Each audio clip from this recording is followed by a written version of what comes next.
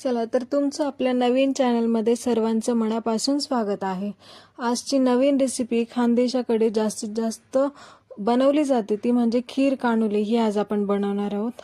त्यापूर्वी चॅनलला like, share आणि सबस्क्राइब नक्की करा। तर आपण रेसिपी करायला सुरुवात करणार आहोत, पण त्यासाठी आपण प्रथम काय घेणार आहोत की जे शेवळ्या असतात ते शेवळ्या भाजून घ्यायच्या आहेत। त्यानंतर आपल्याला थोडेसे तांदूळ भिजवून घ्यायचे, त्यानंतर ड्रायफ्रुट्स लागणार आहेत, गरजेप्रमाणे कमी अधिक प्रमाणामध्ये साखर लागणार आहे। आणि ही रेसिपी अगदी साधी सोपी आहे की ती कोणीही करू शकेल। तर सुरू करूया।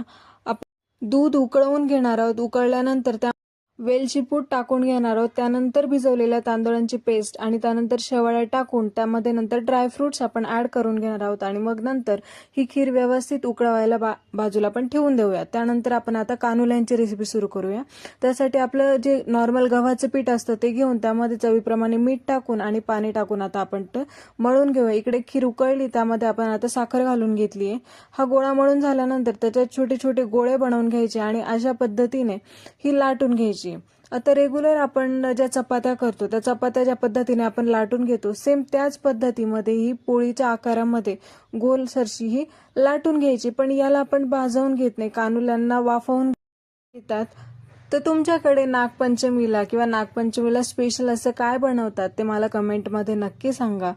आता ही पोळी व्यवस्थित लाटून झालेली आहे। एकदा का आता ही गोलाकार लाटून झाली की त्यानंतर काय करायचंय की आपण रेग्युलर पोळीला जसं तेल लावण्यासाठी जो ब्रश वापरतो त्या ब्रशने व्यवस्थित तेल लावून घ्यायची। त्यानंतर त्याचं चपातीसाठी जशी पूड घालतो तशी पूड त्या पोळीची आपण घालून घ्यायची। तर तुम्ही बघू शकता अशा पद्धतीने या पोळीची पूड आपण घालून घ्यायची। अशाच पद्धतीने सर्व गोळ्यांच्या अशा पोळीच्या पूड घालून घेतल्यानंतर त्याला आपण वाफवून घेणार आहोत। तर आता तुम्ही बघू शकता इथे सर्व पोळीचे कानुले बनून तयार झालेले आहेत। आता यांना आपण एका भांड्यामध्ये घेणार आहोत आणि जेणेकरून आपण आता ते शिजवायला ठेवणार आहोत। त्यासाठी आपण काय करणार आहोत की कढईमध्ये पाणी ठेवणार आहोत। पाणी उकळलं की त्याच्यावर हे वाफवून घेणार आहोत।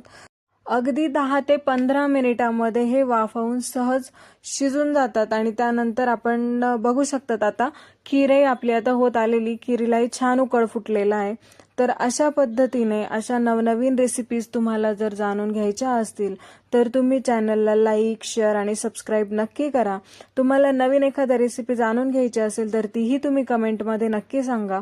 तर तुम्ही बघू शकतात खीर अतिशय सुंदर, सुरेख आणि खूप चविष्ट दिसते। त्यानंतर कानुलेही खूप छान झालेले आहेत, व्यवस्थित ते शिजलेले आहेत।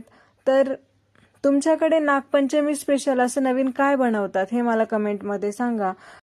चला तर मग आज आपले खीर कानुले बनून रेडी आहेत। तुम्हीही ही रेसिपी नक्की एकदा ट्राय करा।